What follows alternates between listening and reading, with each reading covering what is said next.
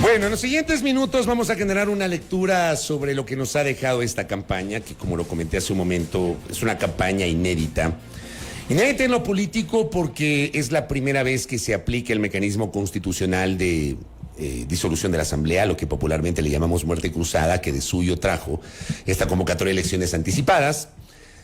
El domingo elegiremos una nueva Asamblea que completará el periodo original de 2021 hasta el 13 de mayo del 2025, y si es que no hay segunda vuelta, presidente o presidenta, para completar el periodo hasta el 24 de mayo del 2025. Si hay segunda vuelta, los dos finalistas se enfrentarán en el denominado balotaje el 15 de octubre, y más o menos la posesión del nuevo gobierno sería en la primera semana, segunda semana, más tardar de diciembre. ¿Qué nos dejó esta campaña además? La violencia, el uso de recursos reiterados, la polarización marcadísima y obviamente el debate, el último debate, que para algunos pudo haber generado lecturas que tal vez rompan lo que dicen algunos entendidos de que los debates no inciden. No sé si este debate tuvo no incidencia o es el postdebate. Bueno, para eso hemos invitado a tres especialistas. Nos acompañan Andrea Yepes, Carlos Coronel y Andrés Jaramillo, a quienes quiero agradecerles por la gentileza de asistir esta mañana y de madrugar en esta mañana tan bonita de viernes para conversar aquí en este espacio. Andrea Yepes, buenos días. Buenos días. Primera lectura de lo que nos dejó la campaña. Querido Fabricio, un saludo a todos los que nos escuchan por Sonorama. Yo creo que una de las cosas más importantes que nos deja la campaña es la prueba clara de que la política, de la forma en la que se hacía tradicionalmente, ya no funciona más. Así que o los partidos políticos o los candidatos se renuevan o definitivamente están condenados a perder y perder y perder elecciones. ¿Por qué hablamos de se renuevan? ¿No se renovaron? ¿No hubo cosas nuevas en este último periodo, en esta última campaña? Y la prueba más fehaciente de esto es la campaña de Yaku, con el mismo personaje de Manuela, tratando de hacerle sus habilidades blandas, sus habilidades soft. Luego el personaje también de Javier Herbas, tratando de ser disruptivo en el estilo 2021, como si 2 años en el mundo digital no fuera como una década. Entonces vamos a ver los resultados del domingo, pero a priori yo lo que te puedo decir, Fabricio, es que definitivamente esta es una elección muy grande para los políticos tradicionales y para la forma tradicional de hacer política. Mira, acabo de revisar hace un momento. Dan Topic era un desconocido, absolutamente desconocido. ¿Cuántos seguidores tiene ahora en TikTok? Más de 500,000. Yaku Pérez empieza con una cuenta de 500,000 de seguidores. Si ha subido 20,000 personas, no ha subido más. Entonces vemos que claramente las estrategias de comunicación de este candidato, Dan Topic y otros, que le apostaron muy fuertemente a lo digital, son claramente rentables. Y ya vamos a hablar justamente de cuál es el resultado de la parte digital con Andrés Jaramillo, que ha estudiado el tema. Carlos Coronel, lectura de esta campaña. Carlos Coronel ha seguido varias campañas electorales. Esta es una campaña totalmente distinta a otras que tú has seguido, Carlos. Bienvenido, buen día. Hola Fabricio, un cordial saludo para toda la gente que tiene la generosidad de compartir este espacio, por supuesto a mis contertulios Andrés y Andrea. Un poco para responder a tu inquietud y complementar lo que ya refería Andrea. Creo que, bueno, sin duda es distinta por un elemento que es el contexto en que esto se desarrolla. Es una elección anticipada, inédita, pero no es cualquier elección anticipada. O sea, no es solo que se adelanta un plazo de la elección. Resulta que hay un agregado, un contenido social, político, económico, que está allí disponible para la política. Hablemos de varias cosas. Paro del 2019, paro del 2022, pandemia, no reactivación ni económica ni sanitaria de la pandemia, crisis económica y esta crisis de inseguridad de la cual en realidad el país y cada uno de los ecuatorianos y ecuatorianas no tiene precedente. Entonces, ¿qué es lo que sucede frente a esta elección? Que más allá de que en efecto se haya leído o no leído adecuadamente en términos estratégicos y comunicacionales la campaña, hay un déficit de comprensión política de lo que está jugándose en este país. Hay un déficit de comprensión del momento que estamos viviendo. Absolutamente, absolutamente. Y hay muestras de eso. Muestra de eso es la forma en que se comunica, la absoluta inexistencia de certezas más allá de 3, 4 chispazos de comunicación, más que de gestión política de diferentes campañas, que además han generado los resultados que han generado. Lo que tú me estás diciendo es que no basta con poner en el discurso el tema seguridad y hablar de seguridad, si no hay estrategia ni profundidad en ese discurso, Carlos. Porque hay un elemento adicional, Fabricio. Si uno revisa las encuestas, que ese es otro punto aparte, y lo digo como encuestador además, cuando uno tiene, primero, muchas encuestas publicadas con poco sentido de profundidad en su lectura. Primero, muchas encuestas que se publican que sobrepasan las tasas de no respuesta del 30%, no son útiles, no son para nada útiles, son una falsedad. Y lo digo con respeto a todos los colegas que hacen y que desarrollan encuestas que puedan presentar estos comportamientos. Pero cuando uno revisa la investigación electoral en el contexto del Ecuador 2023 frente a estas elecciones, por ejemplo, si sumas todas las inquietudes de los ciudadanos respecto de economía, superan al tema de seguridad. Es decir, hay que englobar y conectar el tema de seguridad con empleo, porque ese es el problema más inmediato de la gente. Digo, aquí todos en algún momento vimos cómo las ciudades ecuatorianas desarrollaban un accesorio arquitectónico en sus viviendas. Años 90, la aparición de cubreventanas y cubrepuertas. ¿Por qué? Porque había una crisis de seguridad. La gente aprende a cuidarse, pero no puede cuidarse de cuestiones como el sicariato o como el nivel de violencia que tienen. Sin embargo de eso, si no se trata, no se conecta con el tema de economía, pues no se le puede generar certezas a cada uno de los ecuatorianos. En resumen, creo que lo que ha faltado es una comprensión política adecuada del momento político y cómo ese momento político responde a la campaña, no cómo ese momento político responde con certezas a las necesidades de los ecuatorianos. Prueba de eso es que en este momento, a casi horas de la elección, en la mitad de un silencio electoral, una veda electoral que coincide con la veda de cangrejos, sí, que tú nos decías. Eso me parece terrible. Me parece terrible la veda de cangrejos, no la veda electoral. La veda electoral, fantástica. Pero la veda de cangrejos es terrible, ¿no? Bueno, en ese contexto de esta mala coincidencia de cosas, hay un nivel de indecisión significativo, tan significativo que es muy difícil pronosticar a nivel de investigación cuáles son las posiciones electorales, porque tienes un nivel de indecisión que fácilmente puede movilizarse a quienes están segundos o terceros. ¿Y qué me dice Andrés Jaramillo sobre la parte digital? Hace pocos días lo tuvimos acá, Andrés Jaramillo, que presentó unas cifras de la presencia digital y alguna gente pensó que era intención de voto. Les aclaré como 5 veces que no era una encuesta, sino un estudio del comportamiento y presencia digital de los candidatos. Pero ya tras la campaña, ¿qué lectura nos ha dejado? Andrés Jaramillo, buenos días. Vemos, Fabricio, que con mucha pena, con mucha nostalgia, los criminales tuvieron la capacidad de influir en el proceso electoral y cambiaron el rumbo de los comicios. Porque una cosa era el escenario, tanto en lo digital como en lo offline, antes del asesinato del alcalde Agustín Intriago y luego del asesinato del presidenciable Fernando Villavicencio, y otro es el escenario hoy. Y esto es muy difícil y esto es muy complicado porque vemos que finalmente se convirtieron en unos actores políticos y se convirtieron en actores electorales, que incluso, Fabricio, ahora tienen presencia en lo digital. Es decir, ellos también desarrollaron una estrategia en lo digital. Recordemos estos famosos videos que se hicieron desde la cárcel, este video de los lobos que se atribuyeron el asesinato de Fernando Zurita. Y de Fernando Villavicencio, perdón. Pero ese video era falso. Digamos, el video era real, pero el audio era falso. Pero luego, ojo, que son los lobos quienes salen a desmentir, como actores digitales del elemento. Eso sí, claro. Entonces, vemos que, y esta es una alerta de lo que se viene en el país. Vemos que ellos también han encontrado en lo digital un espacio que van a desarrollar una estrategia en ese espacio y es muy peligroso para los intereses del país y para la seguridad. Lamentablemente ya tenemos antecedentes de esto, Fabricio. Tú recordarás lo que pasó, por ejemplo, con Óscar Caranqui, este famoso sentenciado por narcotráfico, que realmente fue el primer bloguero de la mafia. Él en el 2009, cuando fue asesinado, tenía cuentas de Twitter, tenía página web, tenía blog a través del cual él señalaba a jueces, a fiscales, a operadores de justicia, y con esos antecedentes de alguna manera podemos esbozar lo que se viene ya luego de las elecciones, incluso, Fabricio. Correcto. Andrés, tu balance del comportamiento digital de los candidatos.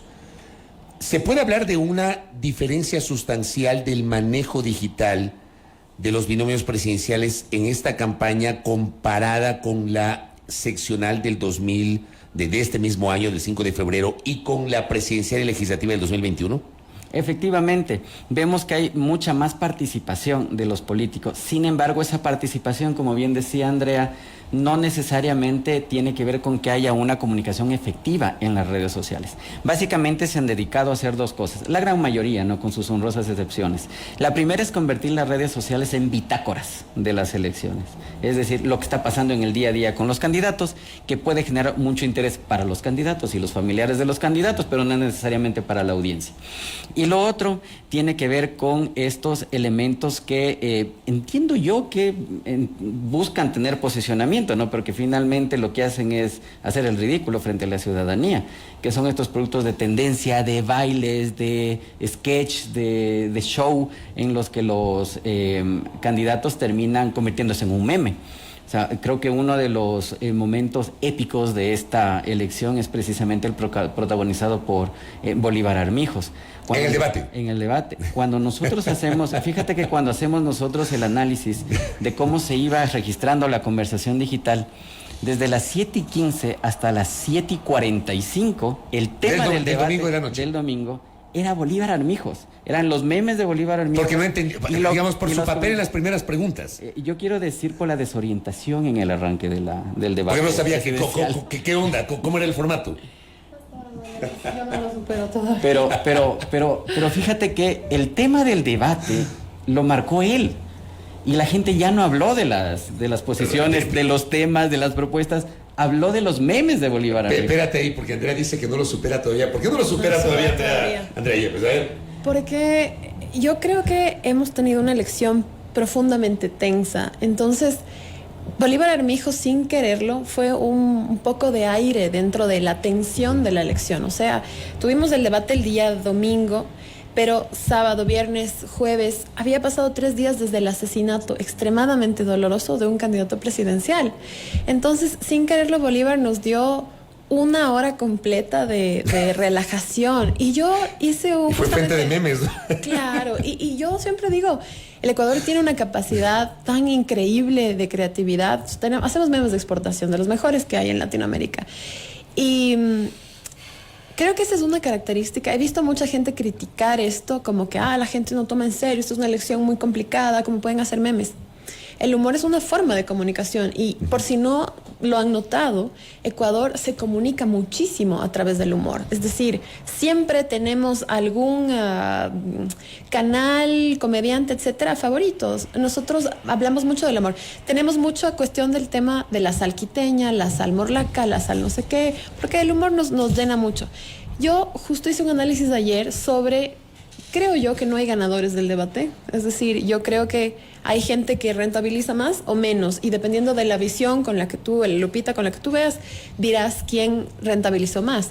Yo creo que uno de los grandes ganadores de ese debate es Bolívar Armijos. Bolívar Armijos durante todo el proceso electoral no logró mayor atención y el día del debate, como está diciendo Andrés, se convierte en el epicentro de la atención de todo el país. Probablemente... algunos políticos tienen más alma de influencers que de políticos y deberían dedicarse a eso antes que a lo otro.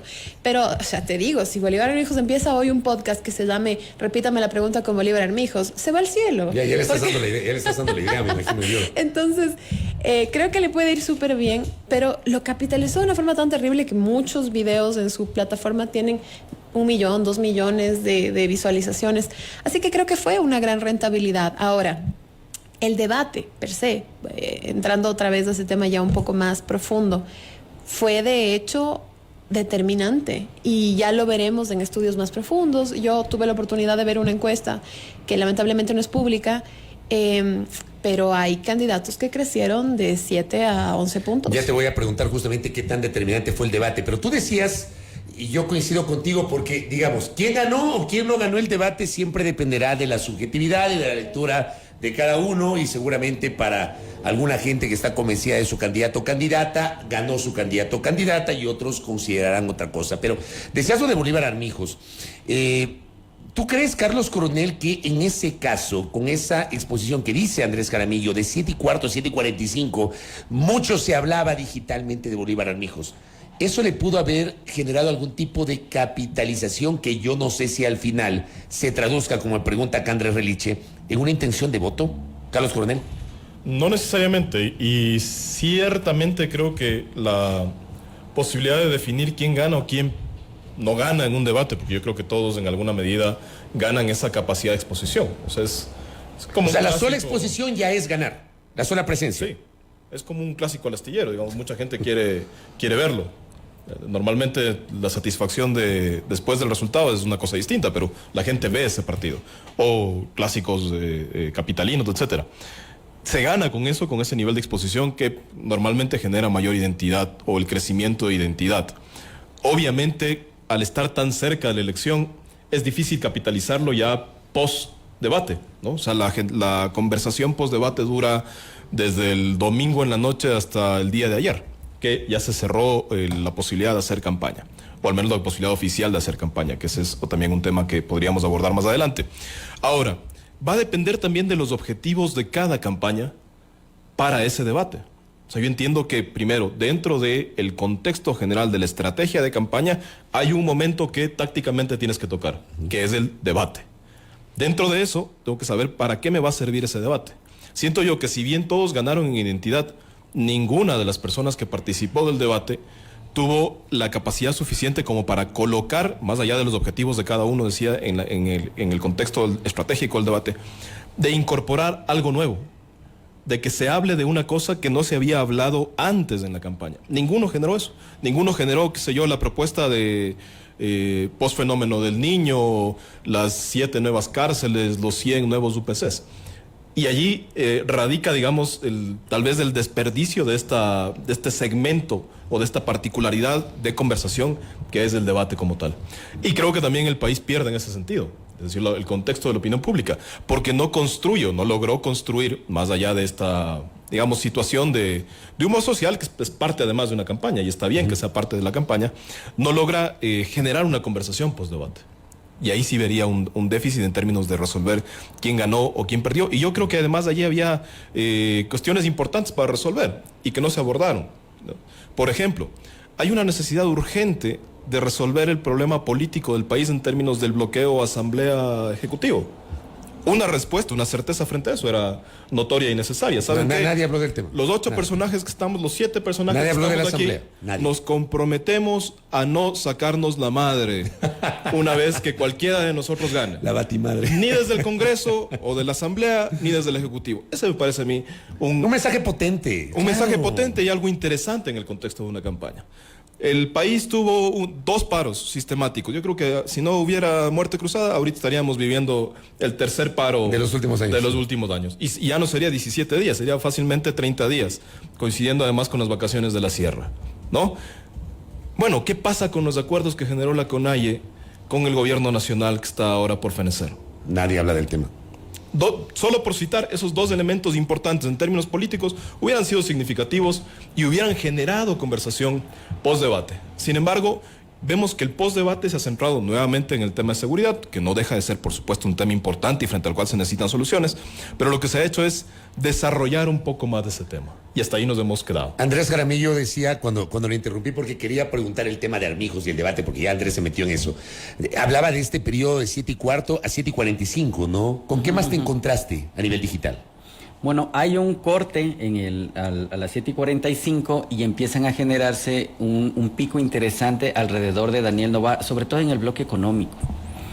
Que fue el segundo bloque. Que primero fue Exactamente. seguridad y ahí en las primeras intervenciones es que ocurrió esto de que no entendían el formato y las interrupciones de los moderadores a los candidatos para que traten de no salirse. Ahora, hay un factor común entre Armijos y Noboa que se genera en este periodo, y es que ellos provocan conversación orgánica. No eran bots, nadie tenía bots preparados para atacar ni para alentar a ninguno de los 2 candidatos, pero la gente empieza naturalmente a generar conversación en torno a los dos candidatos. El uno por los memes y el otro porque demostró solvencia, demostró claridad, demostró que conocía de varios temas, incluso en los momentos en que hubo mayor tensión en el debate presidencial. Pero luego, claro, viene toda la parte del postdebate, que es ahí realmente cuando hay el pico de conversación. Se triplica la conversación en relación a lo que pasó el domingo. Y ahí, de alguna manera, ya se termina haciendo, o se ve ya una estrategia planificada para poder atacar principalmente a los diferentes candidatos. El caso de Luisa González tratando de vincularla a Bolívar Armijos y tratando de hacer que lleve esa carga negativa que tenía Bolívar Armijos en ese momento, y atacando principalmente a Jan Topic, en el sentido de que efectivamente él de alguna manera tenía una posición monotemática frente al tema de la seguridad y que se trataba de una persona que no estaba preparada para gobernar. Así se movieron la situación en la conversación digital y bueno, de ahí ha ido, yo te diría, Fabricio, que casi a diario ha ido cambiando el posicionamiento digital. Exactamente, casi a diario, es decir, como hemos tenido tantos eventos que además se van diluyendo uno con otro conforme pasa el día, ha tenido mucha incidencia y eso tiene que ver mucho con lo que planteaba nuestro contertulio, porque efectivamente ese voto indeciso está moviéndose muy rápido de un lado a otro. Hoy es enemigo, mañana es un héroe y ya veremos el domingo finalmente cómo se decanta. Ahora, yo te preguntaba hace un rato si este comportamiento digital se puede comparar con la antesala del 5 de febrero o con las elecciones del 2021. Uh-huh.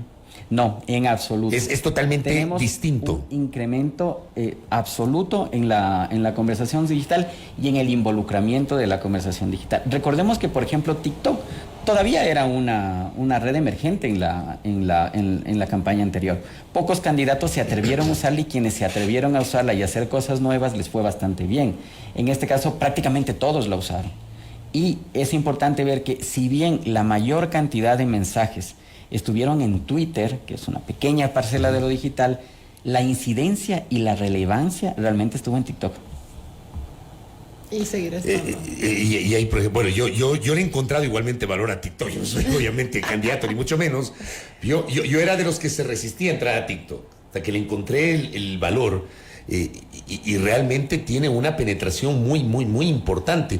¿Cómo ves, tú que conoces mucho de TikTok, Andrea, cómo ves lo que acaba de decir Andrés sobre la incidencia del TikTok en esta campaña? Sí, ya te vemos, Fabricio, eres un streamer frecuente. Yo siempre te estoy todos los días transmito live y ahí le he encontrado valor. Claro, y te va súper bien porque la gente... Hay yo siento que ha sido una campaña plagada de mitos boomers y lo siento muchísimo por decirlo así, pero es la verdad. Entonces, todavía creen que para hacer un live en TikTok tienes que tener el set como de rueda de prensa, de compañeros, no. El live de TikTok es una cosa completamente distinta. Luego, yo creería que con respecto a lo que dice Andrés, que por cierto, Andrés tiene una de las herramientas más potentes, veía un comentario por ahí de cómo medirlo, conversación de redes sociales. Una de las herramientas más potentes es la que maneja Andrés, que de hecho yo he tenido la oportunidad de revisar algunos informes y casi siempre quiero corroborar algo que estoy sintiendo, una percepción que tengo en redes, utilizo esa herramienta. ¿Qué pasa? La elección del febrero fue la primera que tuvimos seccional donde TikTok fue la herramienta fundamental. ¿Por qué creo que...? No lo fue en 2021. No lo fue, pero presidencial. Ya. Recuérdalo. Entonces, sí, tuvimos la presidencial y en ese momento TikTok era absolutamente incipiente.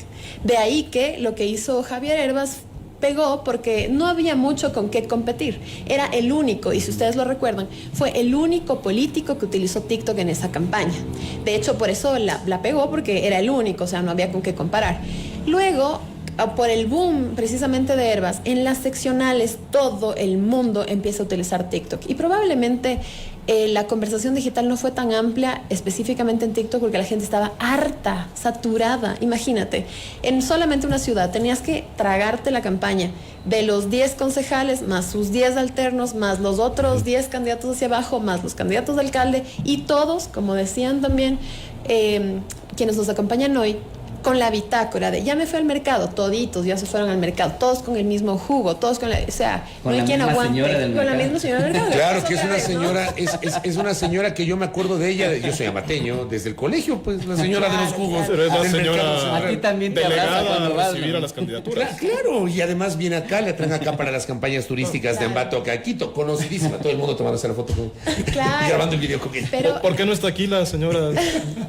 Deberíamos traerle. Con un juguito de borojó. tuvimos este asunto de que todo el mundo publicaba su bitácora y ya la gente estaba saturada. Pero la elección presidencial tiene una tónica completamente diferente. Son 7, son 8, así que sí puedes seguirles el paso y puedes estar un poco más informado. Entonces, creo que por eso probablemente la gente estaba un poco más alerta de la campaña y se conectó mejor.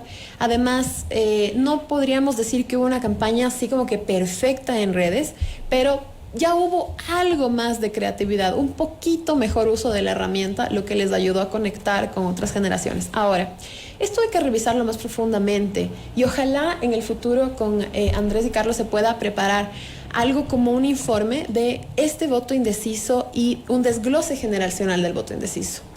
Porque te puedo decir que es interesante cómo las tendencias empiezan en TikTok y de pronto está la cuestión ya a nivel opinión pública y movimiento de los números. Y te lo pongo muy, muy claro. Después del debate, la conversación fue acerca de Jan Topic y Daniel Noboa. Después de Armijos, por supuesto. Fue primero el pico de Armijos y los memes de Armijos. Entonces, las generaciones más creativas o quienes hicieron la mayor cantidad de memes son las generaciones más jóvenes. Ellos son los que posicionaron el tema en ese momento.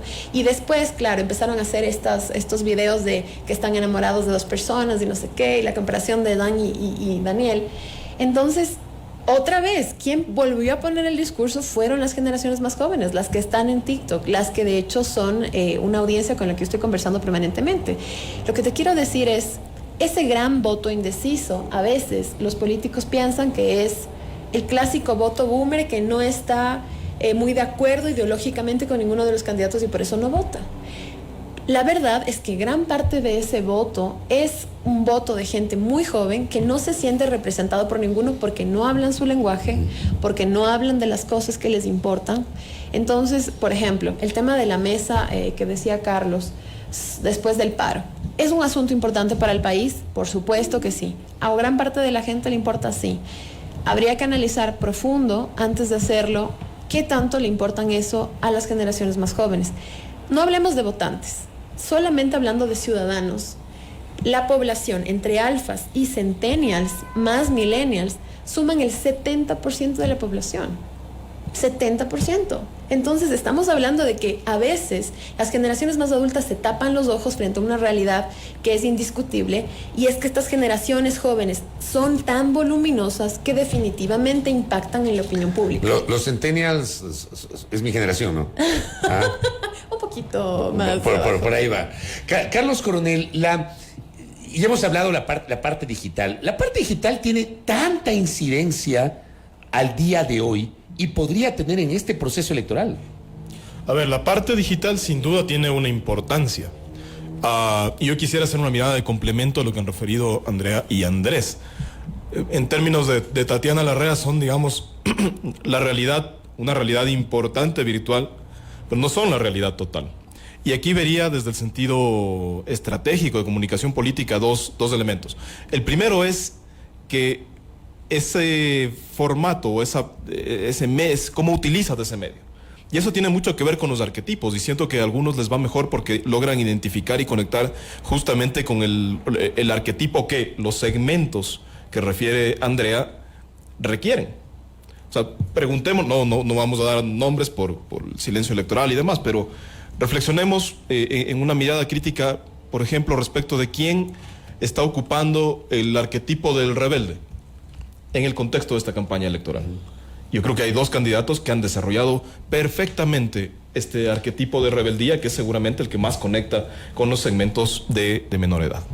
Y luego, creo que hay una cuestión de contenido, y del contenido no puedes escaparte independientemente del formato en el que estés. Claro, seguramente plantear el contenido de el acuerdo número 7 de la mesa de trabajo, en el contexto de las conversaciones con Haya Gobierno, tuvo la siguiente meta y vamos a resolverlo de esta forma, sería primero aburridísimo y segundo no tendría ningún impacto en términos de gestionar conversación.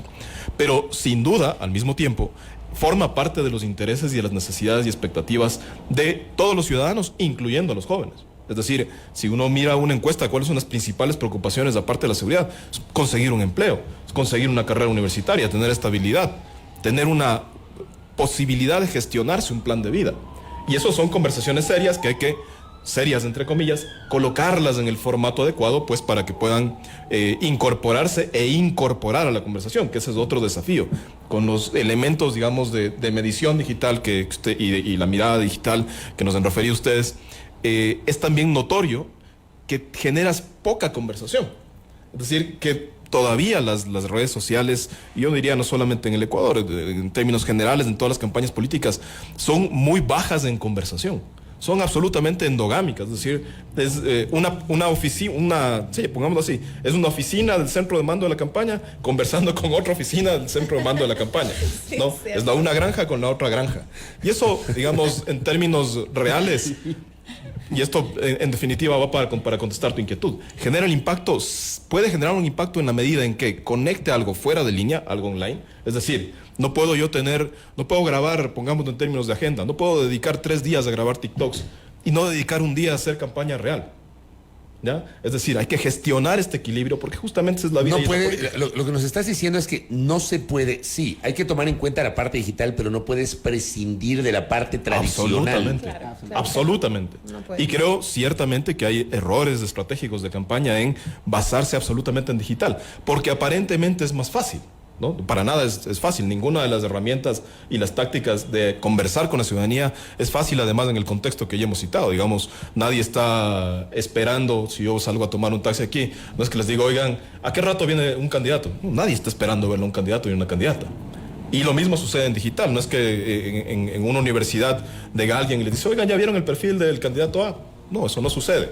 Como es difícil lograr eso, hay que gestionar cada táctica con un nivel primero de sentido político, segundo de mucha investigación, de profesionalismo y tercero ya de sentido humano, de tacto, con absoluto rigor para poder gestionar esa conversación.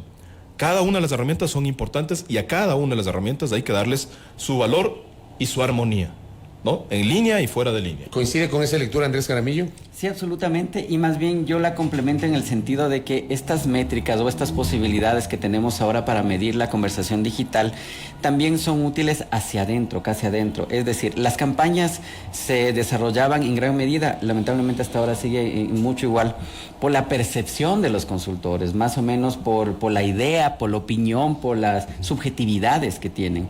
Antes no teníamos estas herramientas. Nosotros estos análisis los hemos hecho con 3 herramientas. Social Scan, Social Alert y Audience.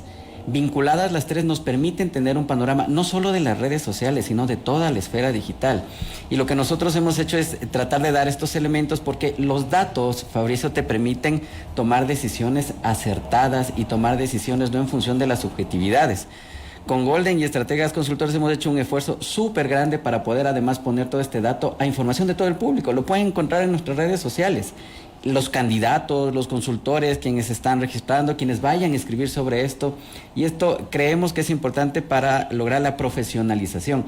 Es un elemento más que se suma a la parte offline. Es decir, esto no tiene, se completa la foto con las encuestas, los estudios cualitativos y cuantitativos que hacemos en el offline. Pero sin duda es una oportunidad para que pensemos en profesionalizar más la comunicación política y las campañas electorales. Pregunto, tengo que hacer pausa, ¿no? Ok, voy a cumplir rápidamente con un compromiso publicitario, interesantísima charla con nuestros invitados, Andrea Yepes, Carlos Coronel y Andrés Jaramillo, evaluando lo que nos ha dejado esta campaña electoral. No se vayan, volvemos. Muy bien, seguimos, 7:47 en la primera hora por Sonorama, la gran señal nacional. Vamos a la segunda y última parte de este diálogo.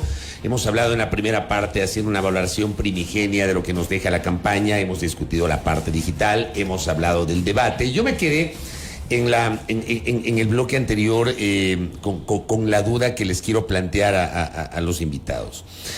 Porque, digamos, especialistas a lo largo del tiempo han insistido y han reiterado que los debates no inciden en la intención del voto, sino probablemente la conversación posterior a los debates, que los debates nadie ve, que lo vemos solamente un segmento muy pequeño de la opinión pública, es decir, los políticos, los periodistas, los medios de comunicación, etcétera. Yo no sé si este debate rompió ese esquema, y quiero empezar con Carlos Coronel, justamente de su experiencia en otras campañas electorales.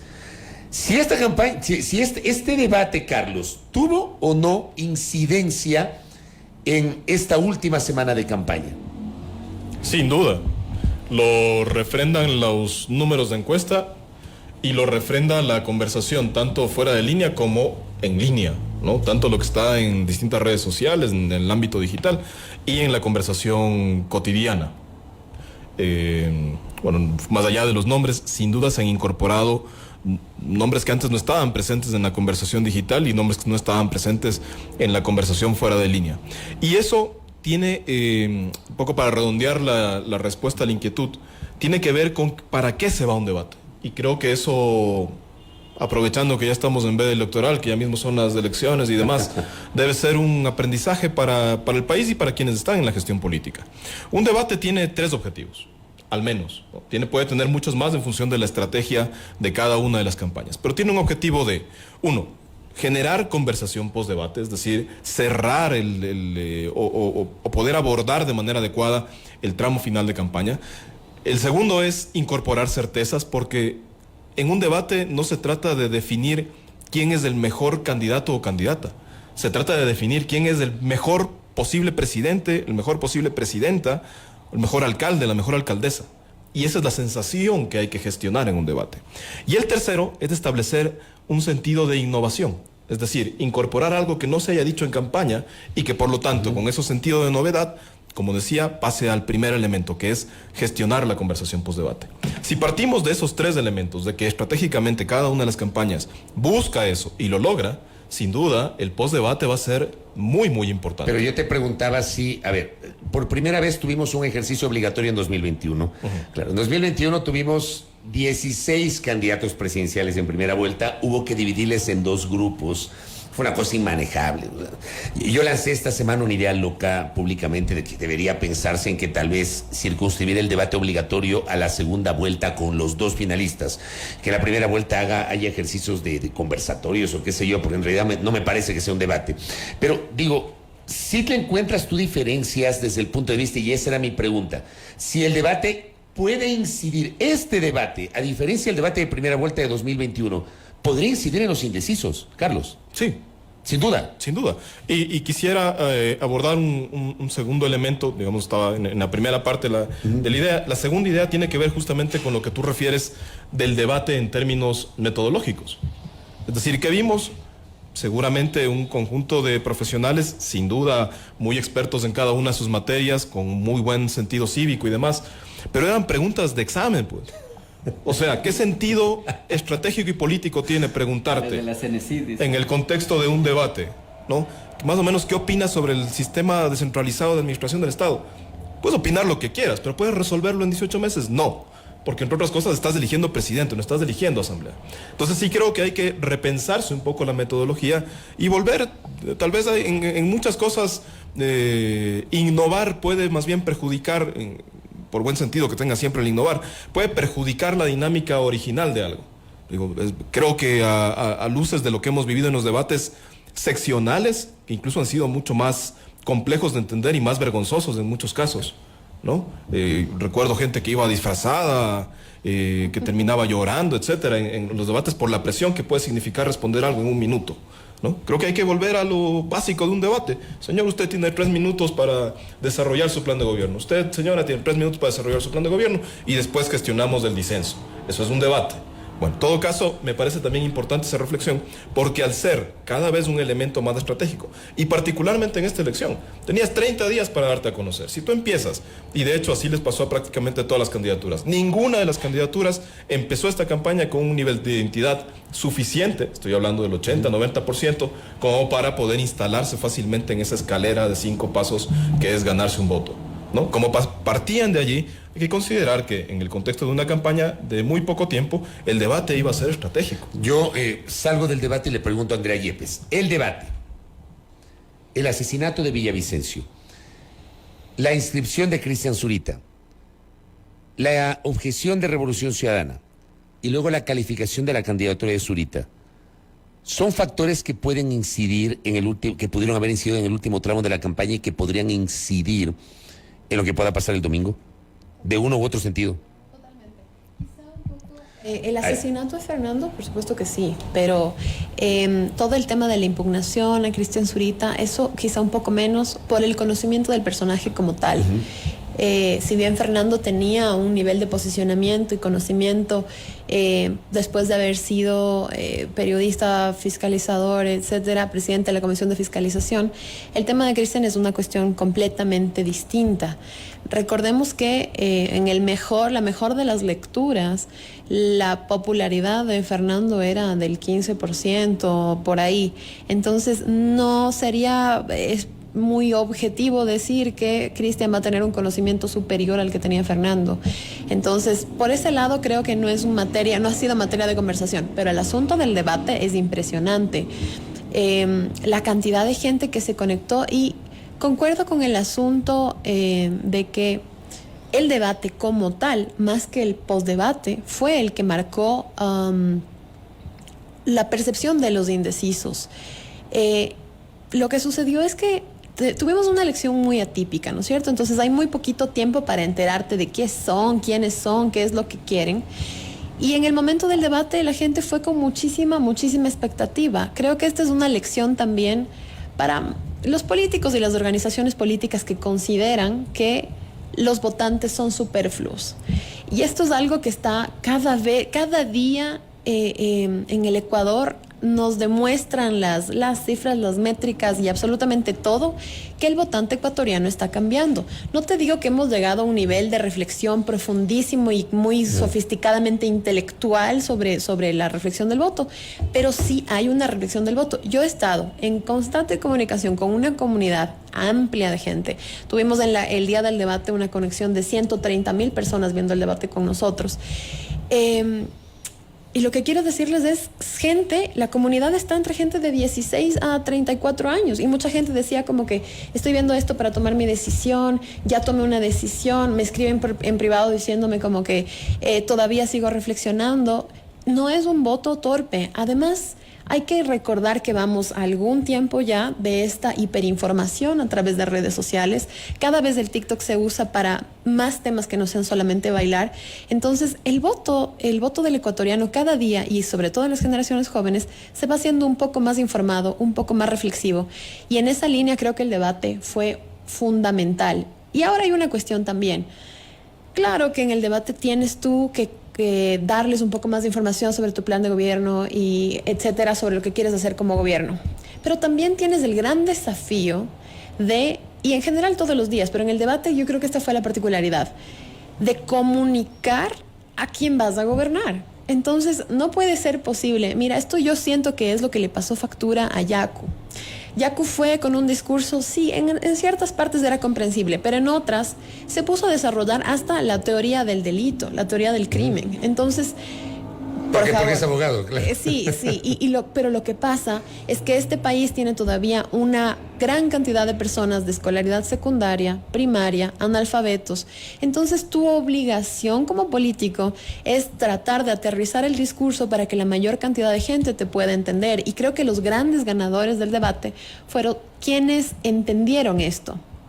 Bolívar Armijos, de alguna forma, sin quererlo, comunicó desde el humor, que es un lenguaje que todos hablan, tengan la escolaridad que tengan. ¿Lo puedo comparar a Bolívar Armijos con Giovanni Andrade en 2021? ¿Sí se acuerdan de Giovanni Andrade, no? Solo que le faltó saludarle a la esposa. No, pues y luego dijo que le habían escopolamina.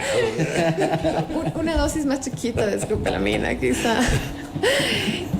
Pero en cambio los otros, digo, mira, la estrategia de Daniel Noboa, que fue hablar como muy como en un tweet, 140 caracteres para decir lo que tiene que decir y chao.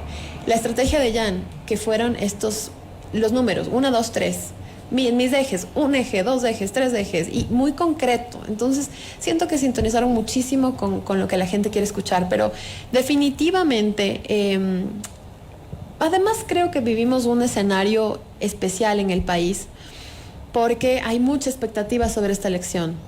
En suma no tenemos presidente, así que estamos esperando urgentemente tener un presidente y estamos preocupados de que eso suceda lo más rápido posible. Y yo creo que con eso, para ir cerrando esta conversación, Andrés Jaramillo, lo que acaba de decir Andrea Yepes, ¿cuál es el papel del gobierno en esta elección?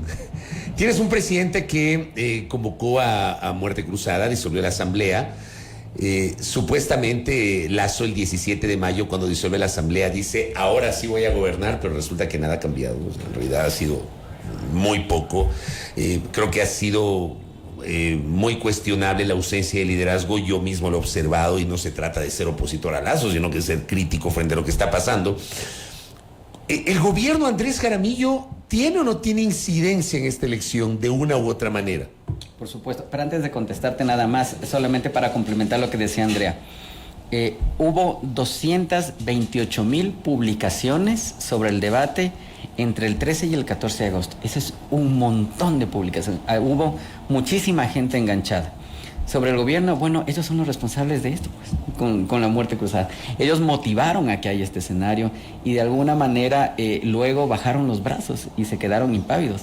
Era el gobierno el que tenía que garantizar, el Estado en realidad, pero buena parte de responsabilidad a través del gobierno, la seguridad pues de los candidatos y de las diferentes autoridades del Estado. Ellos eran los que en este ínterin tenían que garantizar que el país pueda, o que el nuevo presidente pueda recibir un país en mejores condiciones económicas, en mejores condiciones de seguridad, en mejores condiciones de trabajo. O sea, el respiro que tuvieron de la Asamblea Nacional tenía que servir para algo. En la práctica vimos que no sirvió para absolutamente nada. Y de hecho esto es un determinante electoral, porque la gente no solamente está ansiosa por tener un presidente, también está ansiosa por no repetir esa historia con el presidente. Y esas asociaciones que se han hecho a los candidatos han ayudado y han perjudicado a unos y otros postulantes. Carlos Coronel, ¿el gobierno tiene o no tiene incidencia en esta campaña? Absolutamente. El gobierno, primero, es el gran ausente de la campaña. La figura de la muerte cruzada está diseñada constitucionalmente para desbloquear o para encontrar una salida política al disenso que no pudo gestionarse políticamente. Lamentablemente es también el gran ausente en el estricto sentido de gobierno, que es lo que acaba de referir Andrés, es decir, ausente en el conjunto de políticas públicas que determinan la administración de un país.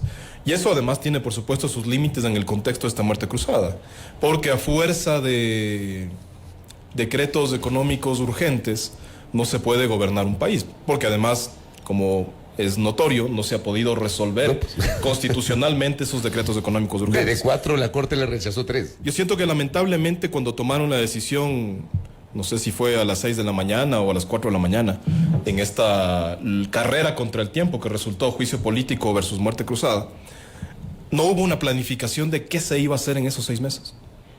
Y estamos viviendo esa falta de planificación y falta de sentido político. Entonces creo que sin duda, con estos elementos, el gobierno incide en la elección, digamos, porque además en este contexto de inseguridad es una campaña prácticamente monotemática. En este contexto de inseguridad resulta que se normaliza que todos los candidatos tengan que andar con chaleco antibalas. Y creo que hay un tercer elemento que engloba esto y que es el desafío del próximo gobierno y de los próximos gobiernos, que es que el Ecuador logre salir de esta ética de los hechos consumados y que el Ecuador logre salir de esta ética de la supervivencia.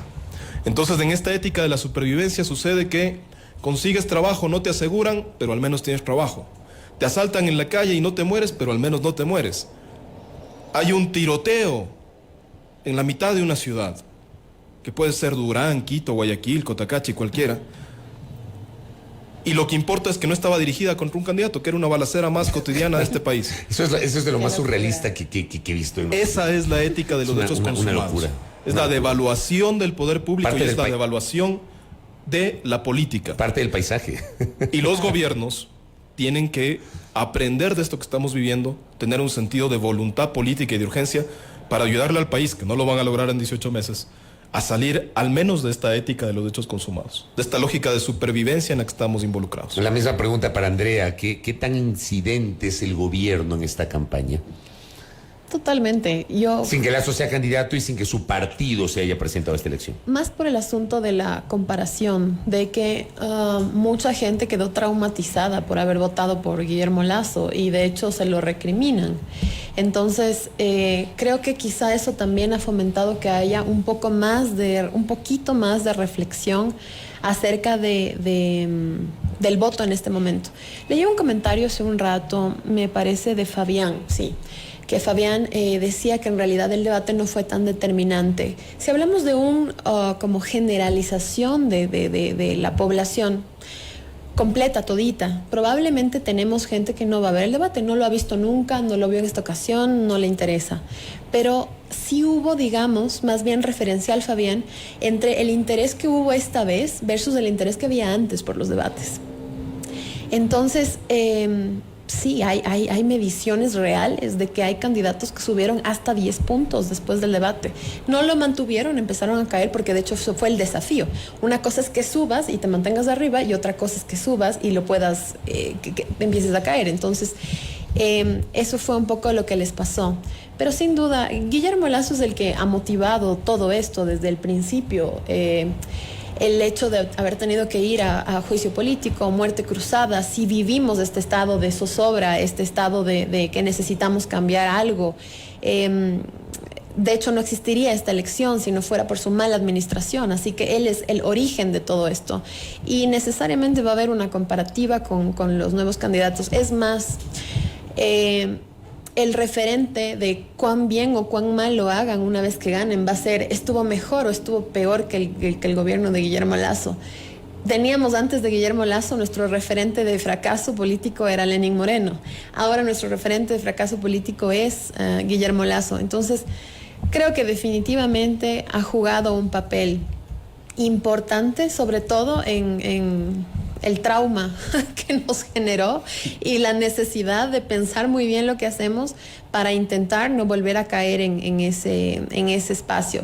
Y claro, quizá por eso es que muchas de las campañas de contraste, las de ataque, las B, se han direccionado en tratar de enlazar a ciertos candidatos con Guillermo Lasso, con Lenín Moreno. No sé si precisamente logrando éxito al hacerlo, pero esta es la forma de decir, si te pareces a él, nos va a ir mal. Entonces, ha sido, yo creo, un punto de referencia para mostrar lo que está bien o lo que está mal. Eso, querido Fabricio. Correcto. Y cierro con Andrés Jaramillo. ¿Cómo ves la discusión y el manejo digital del domingo, el día de las elecciones? Contigo cierro, Andrés. El domingo va a ser uno de los días más complejos porque es en donde más avalancha de campaña vas a tener y más avalancha de campaña sucia. Por dos razones. La primera, porque la gran mayoría de los indecisos va a decidir ese día el voto, cuando esté frente a las urnas. Y por otro, porque de alguna manera en esta etapa les resulta más práctico a los políticos restar votos que ganarlos. Entonces, me temo que la ciudadanía se enfrentará a una lluvia de fake news, de falsas encuestas, de falsos titulares, de falsas declaraciones. Y creo que ahí sí va a ser muy importante la responsabilidad que nosotros asumamos como ciudadanos en no reproducir cualquier cosa que nos llegue a las plataformas o a nuestros WhatsApps o a nuestros equipos, a nuestros dispositivos móviles. Va a ser fundamental porque nosotros a veces nos acostumbramos a replicar sin discriminar si es mentira o si es verdad. Nos basta con que ratifique mi posición frente a un candidato o a otro. Y eso es un problema. Entonces es importantísimo que nos detengamos 5 segundos antes de reenviar cualquier cosa y que un poco pensemos en lo que nos estamos jugando este domingo por el país. Andrés Jaramillo, gracias por el tiempo. Carlos Coronel, igualmente. Andrea Yepes, gracias. Interesantísima charla con nuestros invitados, jóvenes analistas que han estado acá. Ha sido una lectura primigenia sobre lo que nos ha dejado esta campaña, que por cierto ha sido tal vez una de las campañas, oficialmente hablando, porque el Código de la Democracia habla de una campaña oficial, pero en realidad la campaña empezó hace bastante tiempo, pero oficialmente es una de las campañas más cortas de la historia del país. Veamos qué pasa el domingo. Pausa, ya mismo el doctor Cristóbal Buendía para seguir haciendo un análisis de hacia dónde va el Ecuador a propósito de estas elecciones. 8:07, pausa en la primera hora.